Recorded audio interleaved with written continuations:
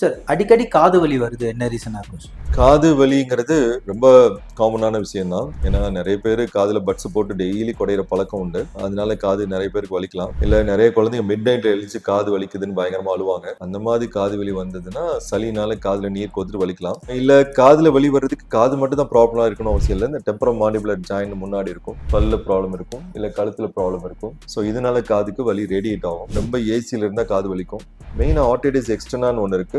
காதுல வெளியே இருக்கிற தோல் வந்து இன்ஃபெக்ட் ஆகும் போது அது காது வலிக்க ஆரம்பிக்கும். அதனால காது வலிங்கிறது ஃப்ரீக்வெண்டா வருது, காது அடைச்சிக்கிறது, கேட்கறது கம்மியா இருக்கு அப்படின்னா கண்டிப்பா ENT டாக்டர் பார்த்து ட்ரீட்மெண்ட் எடுக்கணும். சம்டைம் அன்னெசரியா காது ரொம்ப பிரிக்கிங் பெயினா இருக்குன்னா sometime even sign of throat கேன்சரா கூட இருக்கலாம். ஏன்னா உள்ள வந்து ஏதாவது இன்ஃபெக்ஷன் இருந்ததுன்னா, இல்ல முழுங்கும் போதெல்லாம் காது வலிக்குது, ரேடியேட் ஆகுது, காதுக்கு பின்னாடி வலிக்குது, கழுத்து வலிக்குதுன்னா மேபி உள்ள ஏதாவது ப்ராப்ளம் இருந்தா கூட காது வலிக்க சான்ஸ் இருக்கு. அன்னெசரியா காது வலிச்சு இருந்தது கூட அசோசியேட்டடா முழுங்க முடியல, வெயிட் லாஸ் இருக்கு, ஃப்ரீக்வெண்டா வருதுன்னா கண்டிப்பா ENT டாக்டர் பார்த்து ட்ரீட்மெண்ட் எடுத்துக்கிறது நல்லது.